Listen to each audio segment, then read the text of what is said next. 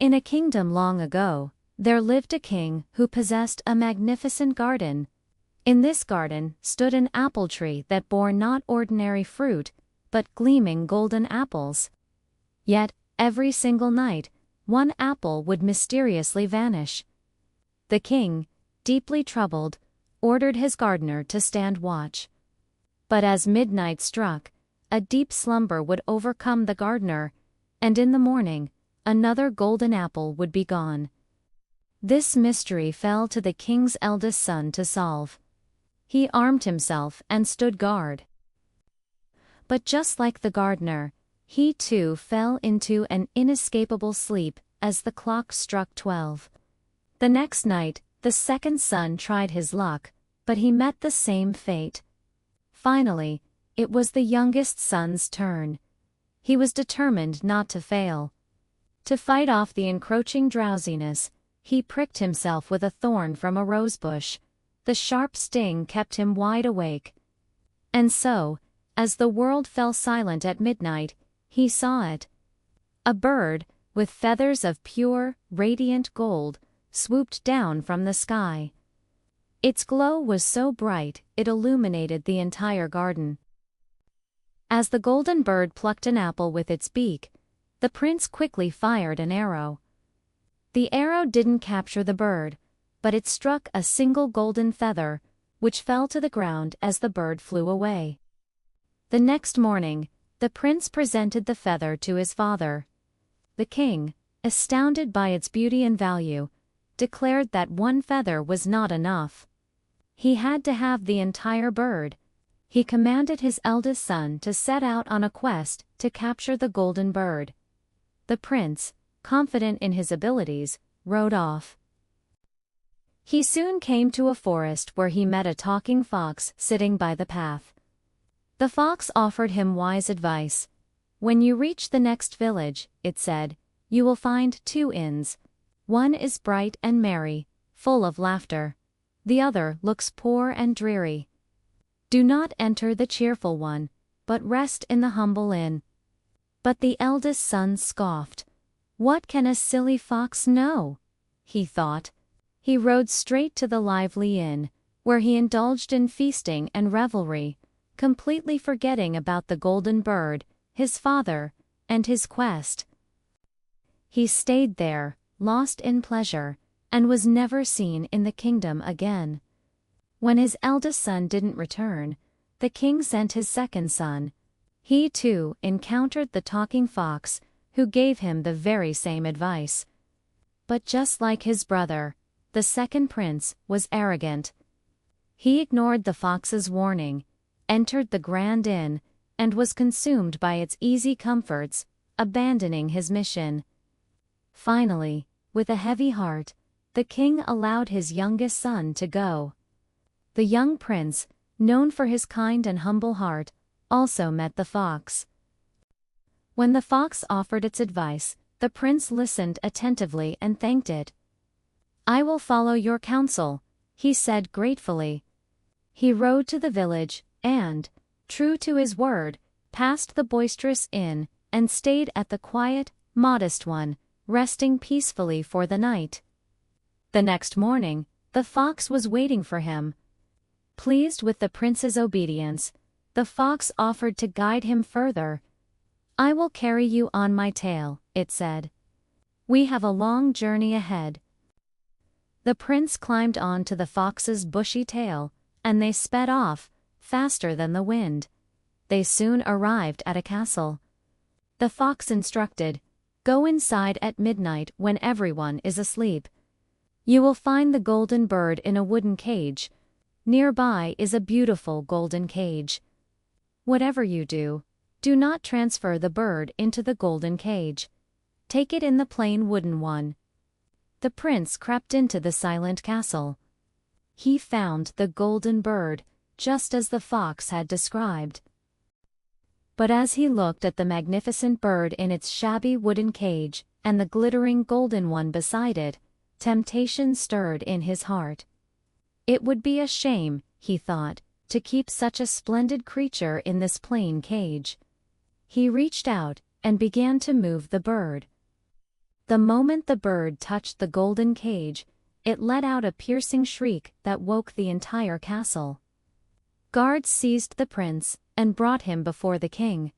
For his crime, the king of the castle sentenced the prince to an impossible task: to bring him the legendary golden horse, which ran faster than the wind. Only then would his life be spared and the golden bird be his. Dejected, the prince walked out of the castle, where the faithful fox was waiting. "You see," the fox said gently, "this is what happens when you don't listen.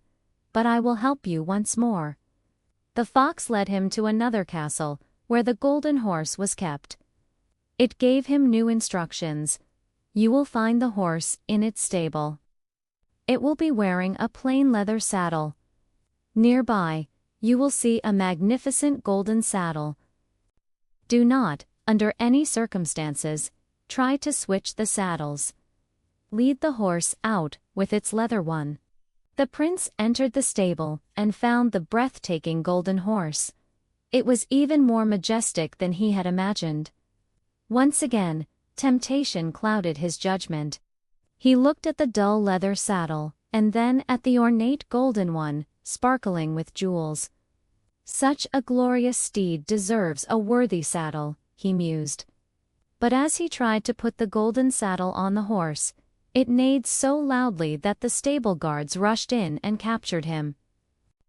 He was brought before this castle's king, who gave him another quest to save his life. He had to bring him the beautiful princess from the golden castle. The prince left, his heart heavy with regret. The fox was there again, shaking its head. "You failed to listen again. But your heart is good, so I will give you one last chance." The fox guided him to the golden castle. "This time, you must obey," the fox warned.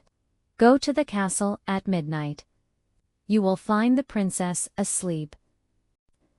You may give her a kiss, but do not let her wake up and say goodbye to her parents.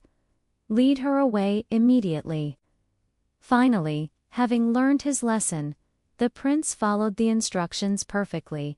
He found the princess, whose beauty was like a dream. He gave her a gentle kiss, but remembered the fox's words. He led the sleeping princess away from the castle without a single backward glance.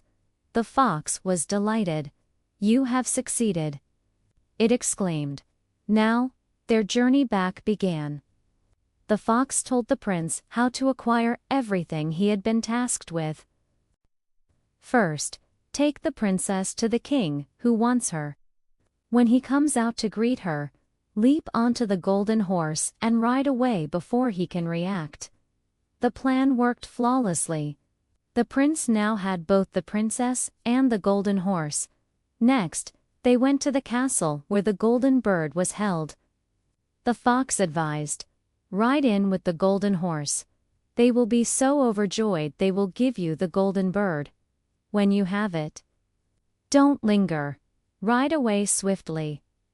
This too went exactly as planned. The prince now possessed the princess, the golden horse, and the golden bird. As they neared the prince's home kingdom, they reached the forest where his two brothers were still lost in their reckless living. The fox helped the prince rescue them from the inn. As they all journeyed home, the wicked older brothers, filled with jealousy, plotted against the youngest. They threw him down a well and took the princess, the horse, and the bird for themselves, claiming they had won them. But the faithful fox had not abandoned the prince.